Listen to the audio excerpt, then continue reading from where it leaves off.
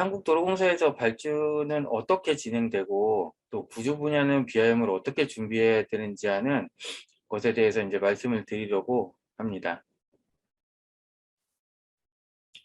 오늘 말씀드릴 순서는 BIM이란 도대체 무엇인지에 대한 간단한 소개하고, 그 다음에 한국에서 진행하고 있는 BIM에 대한 동향과 구조 분야에서 사용할 솔루션의 종류, 그리고 BIM 설계를 하기 위해서 준비는 또 어떤 걸 해야 되는지, 어떻게 해야 되는지에 대한 것들을 말씀드리고, 또 하나가 이제 성상진화에서 어떤 식으로 도움을 드릴 수 있는지에 대한 컨설팅 서비스에 대해서 잠깐 말씀을 드리려고 합니다. 일단 BIM이란 뭘까요? 뭐 아시는 분도 계시고 모르시는 분도 계실 텐데, 일단 BIM이라는 건 이제 빌딩 인포메이션 모델링의 약자로 건축, 엔지니어링, 건설 산업에 대한 데이터를 디지털로 전환한다라고 생각을 하시면 되는데요. 솔직히 말해서 여태껏 뭐 CAD를 사용을 하면서도 디지털 설계를 한 건 맞죠. 근데 그 안에 이제 정보가 포함되어 있는 3차원 모델링이라는 게 좀 틀리다고 생각을 하시면 될 것 같고요. 다음 장에서 제가 또 더 설명을 해드리겠습니다. 일단 BIM은 일단 빌딩 인포메이션 모델링이라고 말씀을 드렸죠. 그래서 지금 여기 보시면 위키피디아에서 말을 해놓은 걸 보면 BIM은 시설물 개체의 물리적 혹은 기능적 특성에 의하여 시설물의 수명 주기 동안 의사결정을 하는데 신뢰할 수 있는 근거를 제공하는 디지털 모델이라고 하고 있습니다. 우선 3차원 모델로 발주자의 의도에 맞는 설계가 이루어졌는지 확인할 수 있어야 되고요. 또 하나가 이렇게 3차원 설계를 진행하면서 시간을 또 단축하고 다양한 3차원 설계 검토를 통해서 신뢰할 수 있는 설계의 정합성과 품질을 확보한 설계 데이터가 나올 수 있는 거죠. 국내 기관에서의 이제 BIM, 국내하고 해외에서의 BIM 정의를 내리고 있는데, 잘 읽어보시면 다 똑같은 얘기입니다. 일단 종합해서 말씀드리면 건물의 공사비, 그 다음에 관리비, 이런 것들을 투명하게 할 수 있다는 게 일단 첫 번째인 거고요. 두 번째가 설계 및 건설물의 품질을 확보한다고 되어 있는 겁니다. 그 세 번째는 설계, 시공, 유지 관리의 건설 단계 프로세스의 효율성을 좀 더 뭐라 해야 되지? 더 확실하게 좀 더 이렇게 또 연관관계를 가지면서 진행할 수 있게끔 도와주는 그 설계 방식이 BIM이라고 생각을 하시면 됩니다. 일단은 저희 국내에 BIM은 어떻게 준비하고 있고 또 국토교통부와 한국도로공사에서 계획과 지침에 따라서 말씀을 드릴게요. 일단 국토교통부에서 2009년부터 BIM 활성화에 대해서 준비를 하고 있었고요. 또 조달청에서는 2016년에 BIM 기본 지침서를 배포하였습니다. 올해 2021년까지 또 공공부문에서 설계 및 시공에 대한 BIM의 도입을 확대하고 있죠.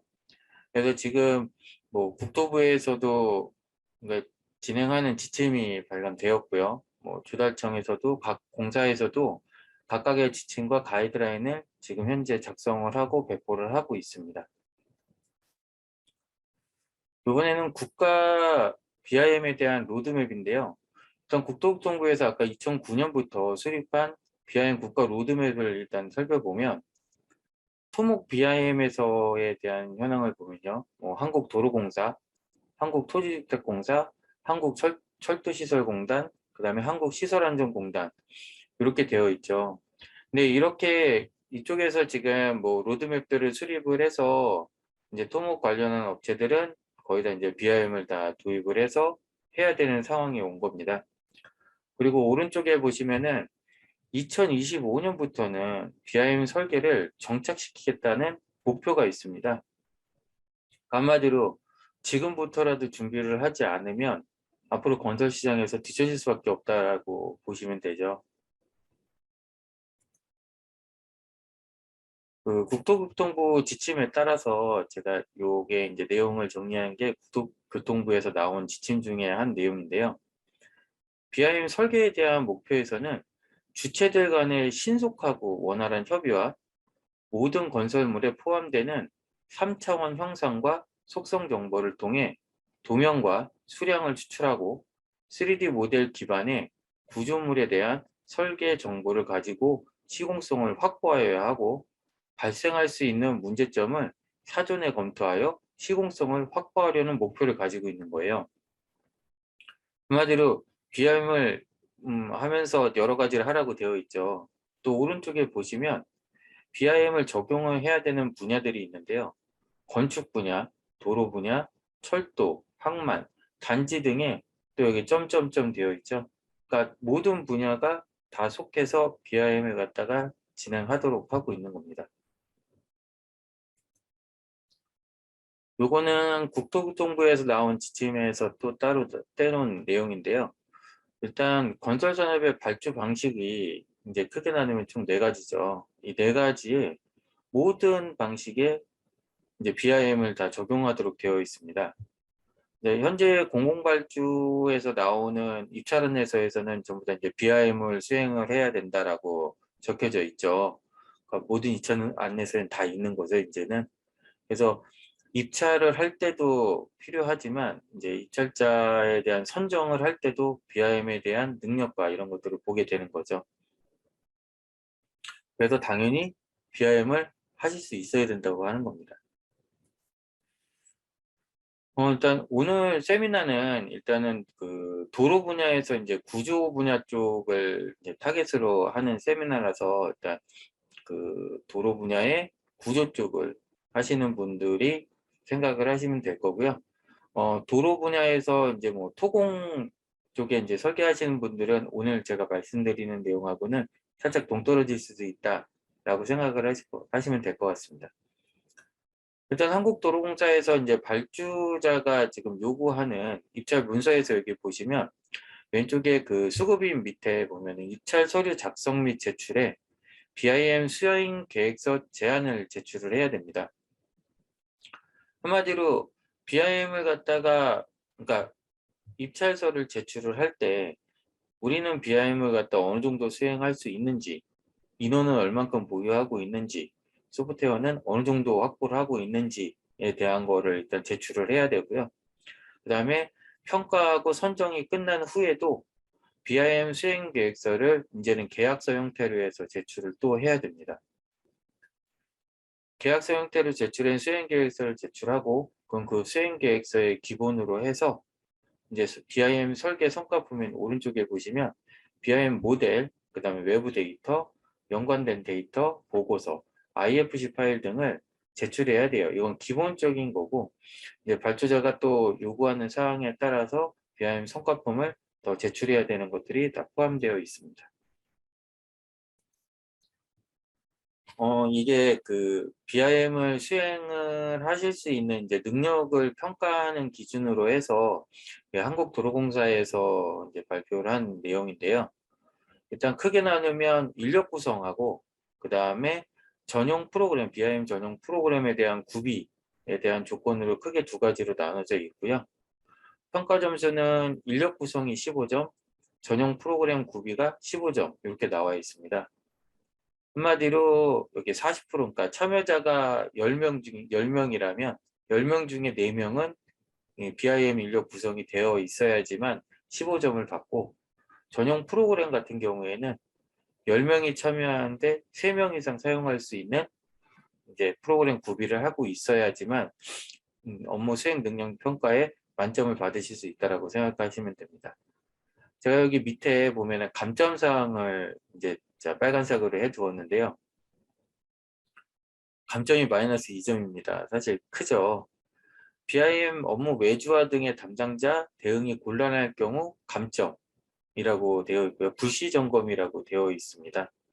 그래서 요즘에는 그 다들 하시고 계시겠지만 이제 직접 수행을 하셔야 된다라는 생각을 가지고 요즘에 토목 분야의 엔지니어링사에서 BIM 이제 자격 취득을 일단 우선적으로 하고, 왜냐면 인력 구성 때문에요.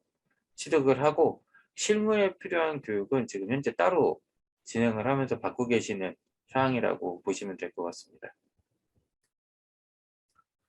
이게 지금까지 말씀드린 거는 이제 국가 BIM이 도대체 어떻게 되고 있는지에 대해서 간단히 말씀드린 거고요. 그렇게 되면은 그 기준에 맞춰서 도대체 어떤 소프트웨어를 사용을 하고 어떤 솔루션을 구비를 하고 어떤 거를 교육을 받아야 될지 모르시잖아요. 그래서 그거에 대해서 잠깐 설명을 드릴게요.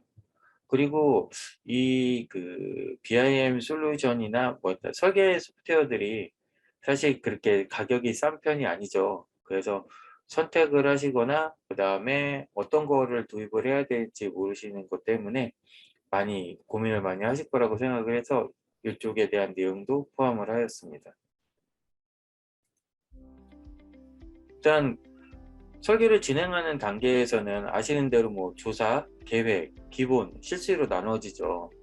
또한 도로 설계를 보면 도로 분야에서 선형, 종단, 횡단을 설계를 하고 그 계획에 따라 구조물은 크게 교량, 터널을 두고 있죠. 한마디로 모든 협업을 통해서 이루어져야 하는 과정을 거치고 있는데요. 성과품은 또 도면과 보고서를 또 제출을 해야 됩니다. 그럼 BIM을 갖다가 하면은 도대체 어떤 게 또 나아지고 어떤 게 달라지는지 알아야 되잖아요. 지금 화면에서 지금 돌아가고 있는 이 영상은 그 도로 분야의 설계 워크플로우하고 그 다음에 사용하는 솔루션들의 워크플로우를 같이 접목해서 만들어 놓은 영상입니다. 한마디로 BIM을 갖다 수행을 하려면 어차피 3차원 모델링을 시작으로 해서 분야들 간의 협업과 그 다음에 마지막 최종적으로는 도면과 보고서를 추출할 수 있는 소프트웨어를 선택을 해야 되는 거죠. 협업도 돼야 되고 그 다음에 3D 모델도 가능해야 되고 설계에 대한 도면과 보고서를 추출할 수 있어야 된다는 거죠. 그게 지금 현재는 제가 이제 오늘 말씀드리고 있는 오토데스크사의 AC가 건설 분야에 맞춰져 있는 솔루션에 대한 지금 설명을 드리는 건데요. 설계 단계별로 필요한 그 사용하는 소프트웨어가 틀리고요. 그 다음에 그 소프트웨어들 간에 연계가 되면서 설계를 진행할 수 있는, 그러니까 뭐 조사할 때는 조사에 대한 데이터가 들어가고 그 다음에 계획을 할 때는 계획을 할 수 있는 또 BIM 솔루션이 있고요. 그 계획한 걸 가지고 또 연계해서 설계를 진행할 수 있는 그런 솔루션으로 구성되어 있다고 생각하시면 되고요. 그리고 설계가 어느 정도 진행이 됐을 때 서로 간에 검토를 할 수 있는 그렇게 구성이 되어져 있는 솔루션입니다. 그럼 아까 그 첫 번째에서 잠깐 영상에서 나왔던 계획 설계 부분에 대해서 할 수 있는 인프라웍스에 대해서 잠시 설명을 드리겠습니다. 인프라웍스에서는 3차원 지형에 대한 데이터를 아직 뭐 측량이나 이런 조사가 다 끝나지 않았다고 해도 이 지역에 대한 계획을 해볼 수 있는 지형 데이터를 일단은 지원을 하고요. 그 다음에 지원한 3차원 지형에 가지고 여러 가지 다양한 계획안을 도출할 수 있습니다. 지금 영상에서 보시다시피 뭐 여기는 국내가 아닌 해외인 거고요. 국내에도 어느 정도에 대한 도시는 건물에 대한 높이라든지 그 다음에 도로에 대한 계획, 그 다음에 현재 뭐 강이나 호수 이런 모든 그러니까 지형에 대한 객체가 3차원으로 다 구성되어서 나올 수 있습니다. 그래서 설계 단계에서 이제 여러 가지 이 계획에서 여러 가지 안을 갖다 도출할 수 있는데요. 그 도출할 수 있는 안을 뭐 한 군데서 하나에 만드는 게 아니라 하나의 데이터 안에 하나의 지형 데이터 안에서 여러 가지 계획 도출안을 만들고 또 지금 여기 영상에서 나오는 뭐 인벤터라는 소프트웨어를 사용을 해서 실질적인 이제 계획 설계가 아닌 실시 설계 수준에 대한 모델링까지도 가능하게끔 지원을 하고 있습니다. 한마디로 이 인프럭스에서는 계획 설계에서 도움을 준다라고 제가 말씀을 드렸고요. 계획에서 여러 가지 안들을 하나의 파일에서 작성할 수 있기 때문에 뭐 발주처하고 그 계획에 대해서 협의를 하신다든지 이런 모든 것들을 3차원으로 다 진행을 하실 수 있도록 되어 있다고 생각하시면 됩니다. 또한 그 성과품으로는 3차원 모델링은 기본이고요. 그 다음에 렌더링 이미지, 그 다음에 뭐 시뮬레이션이라기보다는 이제 그 어떤 식으로 구성되어 있는지 뭐 홍보를 하거나 아니면 설명을 할 수 있는 동영상을 작성할 수 있는 기능도 포함되어 있습니다.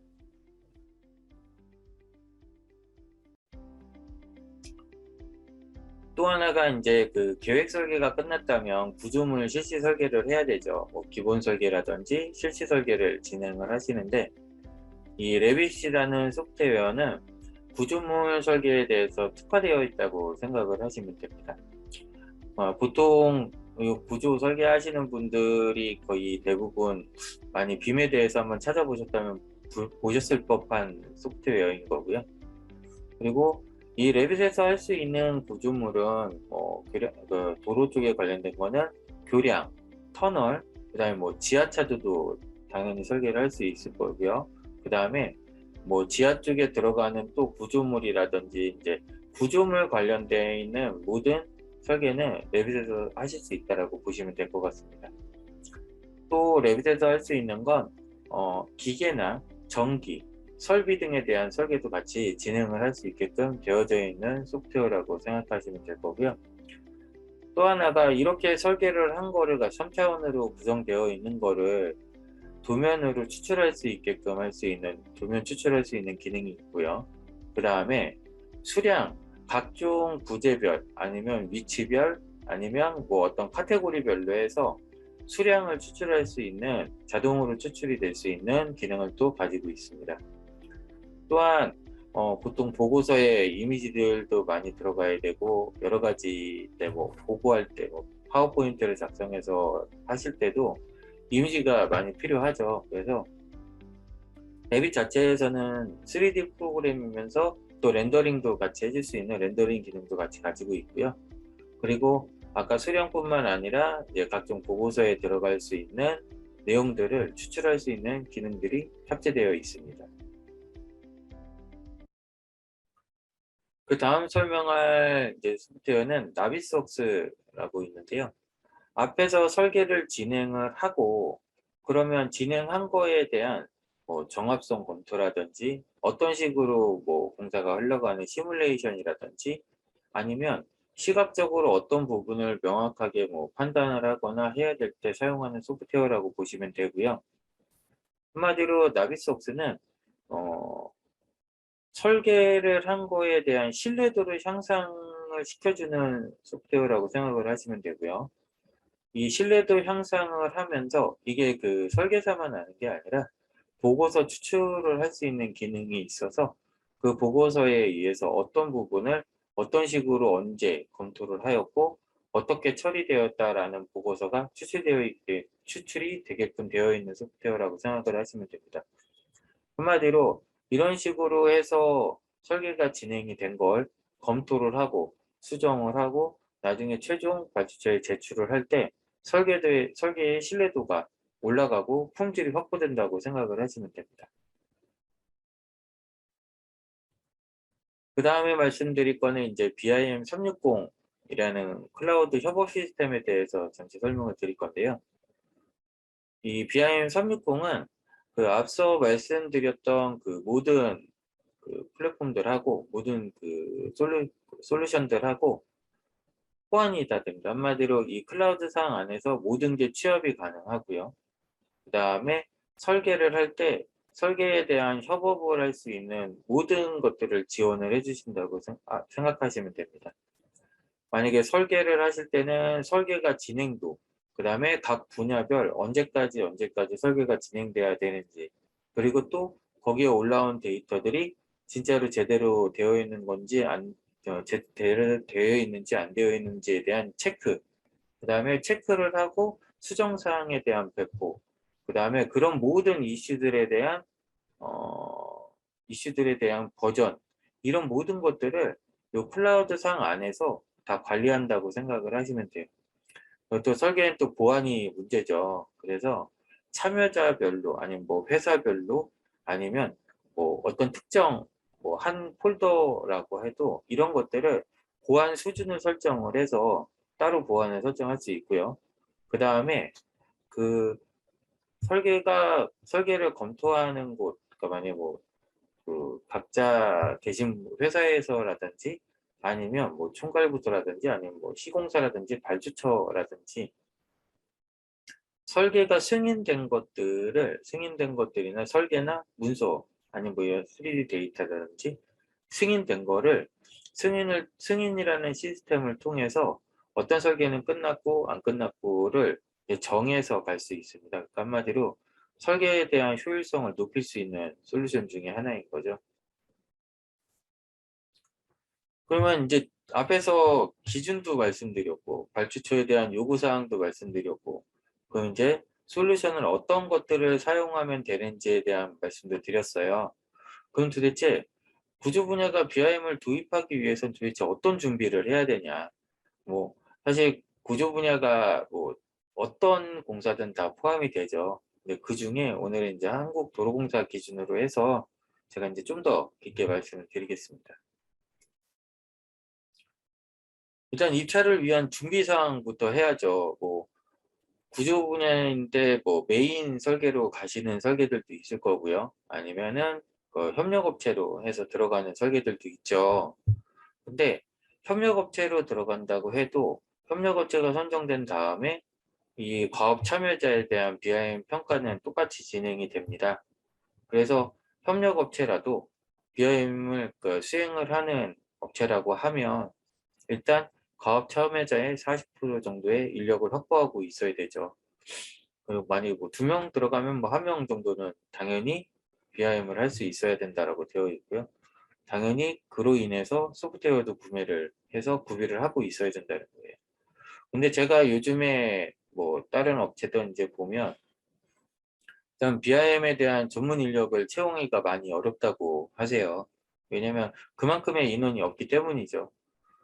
그러면 요즘에 하시는 분들이 계신 게 뭐 직원들의 이제 BIM에 대한 능력을 확보를 하려고 이제 많은 교육도 시켜주고 뭐 시험도 보게 하고 이렇게 해도 이제 나중에 돼서 어느 정도 되면은 또 이직을 또 하죠. 근데 사실 요 이직이라는 거는 어, 어떤 회사들도 많이 이제 뭐 고민도 하시고 하는데 사실 크게 그렇게 걱정을 하실 분들은 아니더라고요. 어차피 그 직원들이 나가서 가는 곳들이 다 똑같은 이런 엔지니어 설계 쪽이기 때문에 크게 이제 하진 않는데 문제가 그 직원들의 자격 이수나 이런 것들을 해 놨는데도 사실은 프로젝트를 진행하는 데는 한계가 있죠. 그래서 그 진행에 대한 어려움이 좀 많다고 말씀을 하십니다. 그리고 두 번째로는 이제 소프트웨어인데 소프트웨어 같은 경우에는 일단 비용이 발생을 하죠. 그리고 요즘의 소프트웨어들이 전부 다 뭐 영구적으로 한번 구매해서 사용하는 게 아니고 매년 이제 사용료를 내면서 해야 되는 거기 때문에 어, 그 회사 자체에서 어떻게 판단을 해서 소프트웨어를 구매하고 하는 것들이 많이 힘드실 거예요. 그리고 또 하나가 어떤 프로젝트별로도 그 협업을 하는 솔루션이기 때문에 협업을 하는 또 이 설계 방식이기 때문에 또 프로젝트별로 소프트웨어 버전을 또 맞춰야 돼요.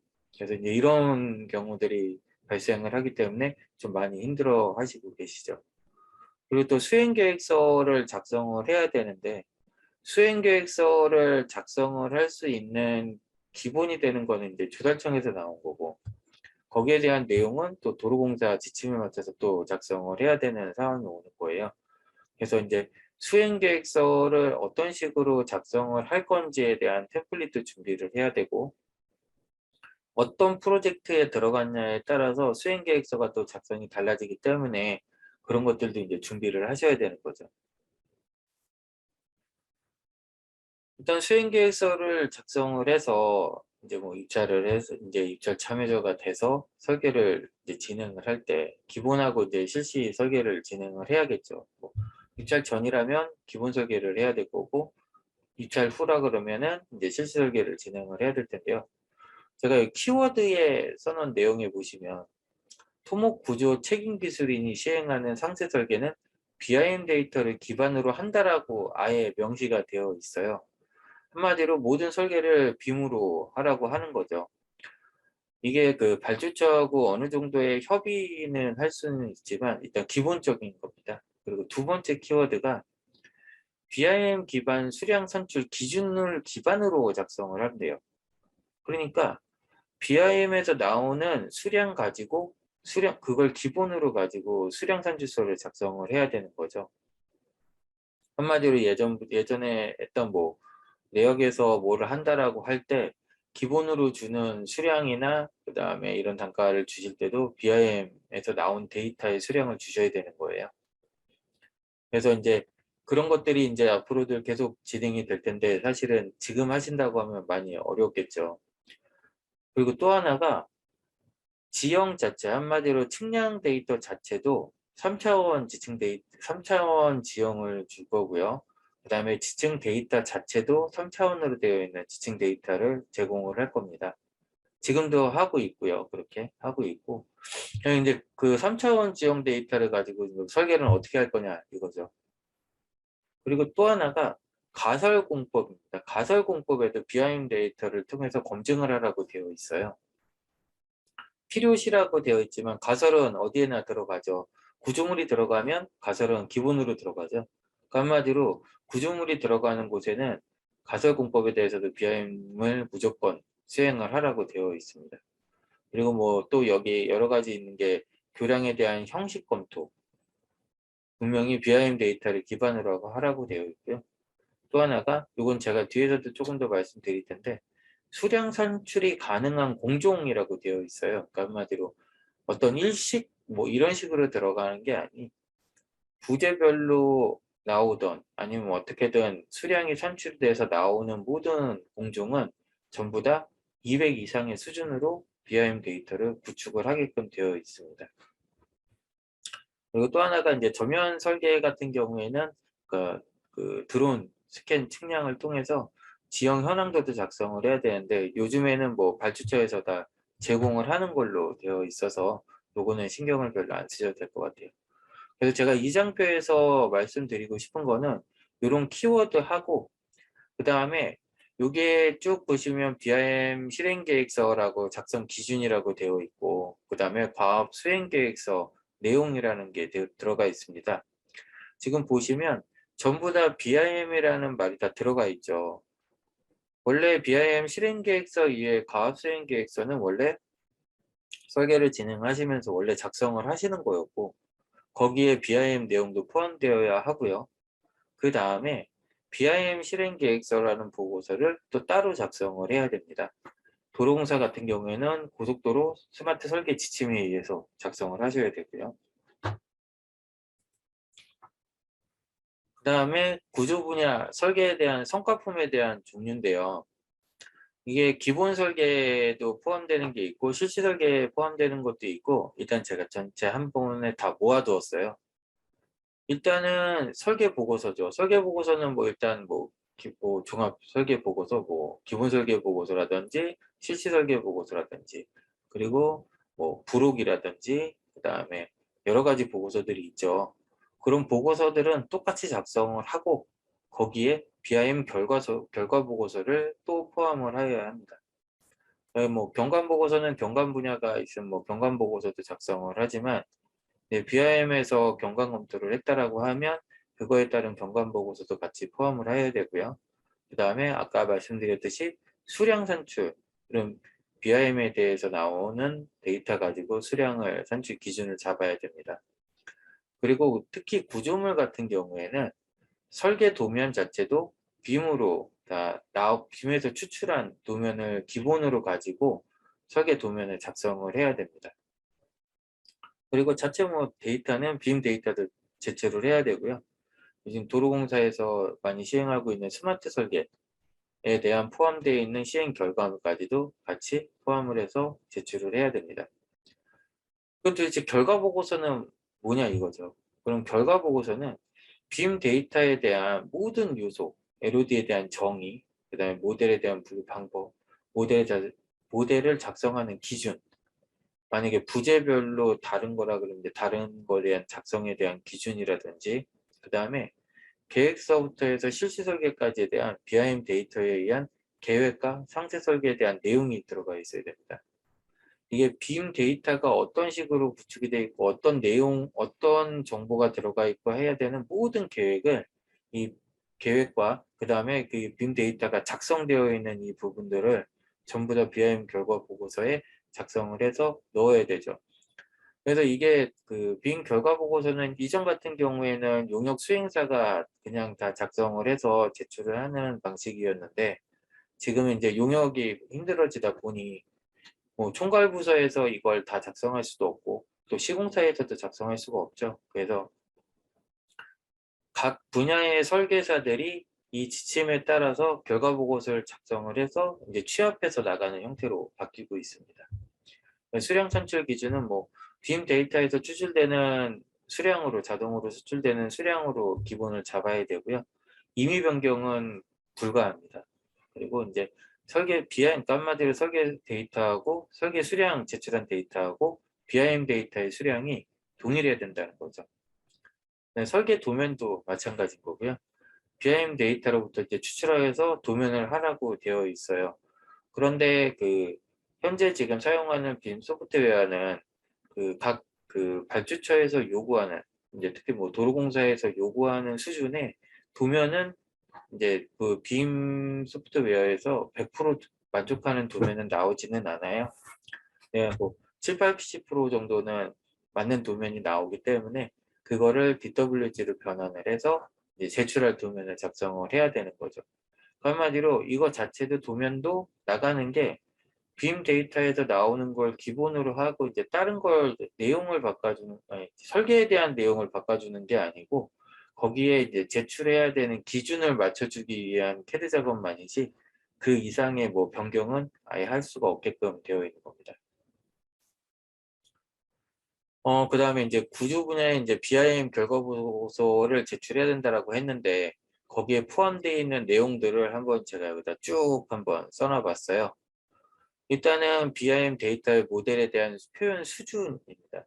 이게 지금 예시라고 오른쪽에 있는 게 지금 예시라고 나와 있는데 사실은 이거보다 보고서를 작성하는 그 내용들은 훨씬 더 디테일하게 들어가야 되고요. 그 다음에 도대체 그 어떤 모델을 했을 때 빔 저작 도구는 어떤 걸 사용을 했는지 그 다음에 빔 데이터들은 어떤 식으로 들어가 있어야 되고 어떤 기준으로 그 데이터를 했는지 그 다음에 철근 형상에 대한 데이터도 넣어야 되고요. 그 전에 이제 교량 계획들을 어떻게 했었는지에 대한 내용도 들어가야 되고요. 그 다음에 모든 데이터의 이제 카테고리가 이제 그 구조 분야 같은 경우에는 이제 부위로 나누죠. 뭐 교량, 그 상부공, 교대공, 부각공, 그다음 부대공 이렇게 나눠져 있는 걸 카테고리로 나눠서 모든 부재에 대한 내용이 들어가야 되고요. 그 다음에 그것들을 어떤 식으로 품질 관리를 했느냐. 아까 뭐 나비석스에서 반석 검토를 했다든지 아니면은 뭐 하부에 뭐 하천이 흘러가서 뭘 갖다 했다든지 뭐 이런 모든 그 설계에 대한 품질을 해야 되는 것하고 그 다음에 빔 데이터가 제대로 구축이 되어 있는지에 대한 품질, 그러니까 데이터 자체에 대한 품질에 대한 내용도 같이 포함을 해야 합니다. 그다음에 뭐 경관 설계 뭐 시뮬레이션이라고 되어 있는 선택 사항이라고 되어 있죠. 밀조 영향 시뮬레이션도 선택 사항이라고 되어 있는데 어 제가 봤을 때는 거의 다 그냥 포함을 해서 제출을 하는 것으로 알고 있습니다. 그럼 도대체 빔 데이터 표현에 대한 수준은 도대체 뭔지를 알아야 되잖아요. 제가 여기다가 LOD라고 써 있죠. 이거는 이제 3D 모형에 대한 표현 수준을 이제 정리해서 이제 정의를 해놨다고 생각하시면 되고요. 제가 요거 말고 이제 다음 세미나 때 제가 이제 그 BEP 이제 그 BIM 실행 계획서를 작성하는 거에 대한 거를 제가 세미나를 진행할 예정인데 그때 한번 LOD에 대해서 다시 한번 정확하게 말씀을 드리고 지금은 요런 게 있다 정도까지만 하고 넘어가 주시기 바랍니다. 일단 기본 설계 때 보시면 그림에 예시가 나와 있죠. 부재나 이런 것들이 정확하게 표현되어 있지 않아도 되는 한마디로 크기하고 얘가 어떤 형상만 가지고 있어라고만 하는 게 LOD 200 수준이라고 생각하시면 되고요. 일단 기본 설계 때 하는 기본적 빔에 대한 데이터의 활용은 비교 노선에 대한 검토하고 거기에 필요한 구조물, 그 다음에 교량 시종점에 대한 경관장 검토 등의 계획이라고 되어 있어요. 한마디로 뼈가 어디서 있는 거하고 시점하고 종점이 어디에 있을 거하고 뭐 이런 것들에 대한 검토인 거죠. 그러니까 계획 공사비를 뽑을 수 있을 정도라고 생각하시면 되고요. 실시 설계 때는 그냥 알고 계시듯이 똑같이 실시 설계를 해야 됩니다. 모든 부재가 다 들어가야 되고요. 여기서는 그 도로공사 기준에서는 200에서 350이라고 되어 있는데 사실은 200 수준이라고 들어갈 요소들은 구조에는 거의 없다고 보시면 돼요. 뭐 토목 쪽에서는 있을 수는 있는데 토공 쪽에서는 있을 수 있는데 구조 쪽에서는 LOD 200은 거의 없다라고 생각하시면 되고요.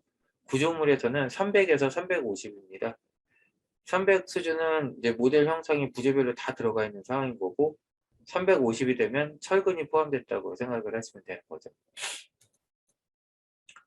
실시 설계에 대한 BIM 데이터 작성 기준에 대해서 좀 더 깊게 설명을 드리면 일단 목적 구조물이잖아요. 목적 구조물에서 일반적인 구조물은 설계사 업무에 의해 계획된 구조물이라고 말씀을 하는 거죠. 한마디로 딱 어떤 그 구조체나 공법이 명시되어 있지 않은 것들에 대해서는 300에서 350 수준, 한마디로 구조적인 것까지 다 포함을 해서 BIM을 갖다 수행하라고 되어 있는 거고요.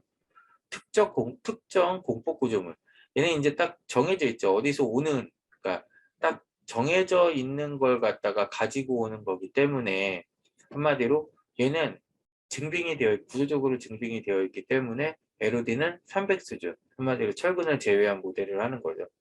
왜냐면 각각의 뭐 자재, 그러니까 뭐 한마디로 뭐 이제 그 교량 같은 경우에 교량 받침, 뭐 신축 위험 이렇게 되어 있는데요. 사실 교량 받침 같은 경우에도 지금 현재 상태 여기 200이라고 되어 있는데 실시 설계 기준에서 도면화를 하기 위해서는 뭐 솔플레이트에 대한 뭐 크기라든지 뭐 이런 것들에 다 들어가려면 200 수준으로 힘들고 300 수준으로 지금 현재 하고 있습니다. 그 다음에 가설 구조물이라고 되어 있죠. 생성하기 위한 시공 중 발생되는 구조물. 어차피 설계 때도 하시죠. 근데 이걸 뭐 상세하게 설계는 하진 않아도 이거를 이제 이게 어디에 들어가고 왜 들어가는지 목적에 대한 거는 확인할 수 있게끔 해서 어느 정도까지는 들어가야 됩니다. 그러니까 한마디로 한 200 수준으로는 작성을 한다라고 보시면 되는 거죠. 교량에 대한 수준에 대해서 이제 또 말씀을 드리면 위에 거 같은 경우에는 이제 제가 PSC 비임교를 이렇게 상부 구조를 해놓은 건데요. 일단 위치, 여기에 대한 정보가 들어가는 것들이 위치에 대한 정보, 재료 및 규격, 그 다음에 엘리베이션, 좌표, 철근이라고 되어 있어요. 이게 그 고속도로 스마트 설계 지침에 나온 내용인 거고요. 정보 수준이 최소 정보 수준이 이만큼이다라고 생각을 하시면 돼요. 당연히 발주처가 요구하는 수준은 더 있겠죠. 이제 그거를 제외한 무조건 기본적으로 들어가는 정보의 수준은 저렇게 들어가면 된다고 생각을 하시면 되고요. 그 다음에 모델링에 대한 수준은 지금 예시 이미지처럼 저 정도의 수준은 모델을 해야 된다라고 보시면 될 것 같아요. 실시 설계 기준인 거고요.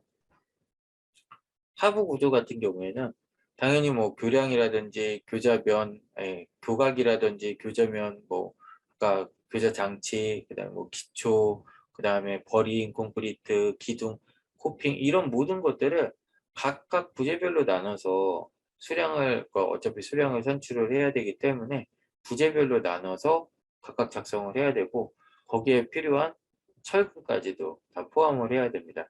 당연히 정보에 대한 수준은 위치적인 거, 뭐 재료하고 규격, 엘리베이션, 좌표, 그다음에 날개벽 교자면이라고 써놨는데 사실은 기본적으로 해야 되는 건데 날개벽 교자면도 분명히 해라라고만 그냥 적혀져 있는 겁니다.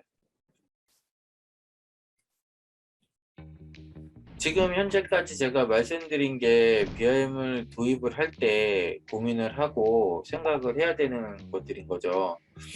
근데 실질적으로 저 지침들만 보고는 사실은 업체에서 어떻게 도입을 하고 어떤 걸 갖다 고려해야 되는지 사실 잘 모르시는 게 맞아요.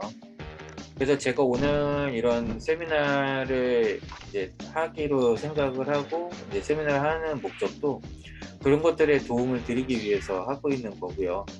또 저희 이제 상상진화라는 회사가 워낙 그 BIM에 대해서 많은 노하우가 쌓여 있는 업체이기 때문에 이런 무료적인 세미나하고 뭐 유료적인 컨설팅들도 계속 진행을 하려고 하고 있습니다. 그러면 저희 상상진화에서 지금 해드릴 수 있는 서비스를 보면은 일단은 뭐 어떻게 도입을 하고 뭐 어떤 식으로 해야 될지 각 회사별로 틀리겠죠. 예, 그런 것들에 대한 컨설팅을 도와드리고 또 하나가 이제 저희 상상진화에서는 이제 여러 분야의 엔지니어들이 확보가 되어 있기 때문에 각 그 솔루션별로 교육을 또 해드리는 교육 서비스가 있고요. 예, 또 다음 페이지에서 잠깐 또 말씀드릴 이제 또 상상진화 자체에 자체 개발 부서가 또 따로 있어요. 예, 개발 부서 연구소가 따로 있기 때문에 이제 이런 그 오토데스크 제품이라든지 이런 것들에 대한 서드 파티 한마디로 사용을 하시는데 조금 더 편리하고 좀 더 설계를 빨리 진행하실 수 있게 도움을 드리는 것들을 저희가 이제 개발을 해서 제공을 해드리고 있습니다. 지금 저희 다는 거 아니고요. 사실은 더 많습니다. 저희가 개발을 해서 지원해 드리고 있는 건 더 많고 지금 대표적으로 지금 구조 분야 쪽에서 사용하신다고 생각을 하면 당연히 캐드에서 뭐 많이 사용하시죠. 그런 서드 파티들을 많이 사용하고 계신데 뭐 드림 특히 많이 사용하시겠죠. 토목에서는. 그래서 그거하고 좀 비슷하게 사용할 수 있는 캐드박스라는 거하고 그다음에 아까 빔 설계를 할 수 있는 레빗박스를 저희 회사에서 지금 제공을 해 드리고 있습니다. 한마디로 이런 것들을 계속 그 사용하시는 분들이 많고 고객들의 니즈를 더 듣고 이런 것들을 더 사용하시게 편하게끔 맞춤형으로 저희가 개발을 해 드리고 있다라고 보시면 됩니다. 일단 오늘 제가 지금 말씀드릴 내용은 이제 다 말씀을 드린 거예요. 다 말씀을 드렸고 또 하나 저희 회사에서 이제 내년부터 또 진행하는 이제 그 사용하시는 분들을 좀 도움을 더 드리려고 해서 온라인 플랫폼을 하나를 개설을 했어요. 근데 아직 그 오픈은 하진 않았습니다. 내년부터 할 거고요.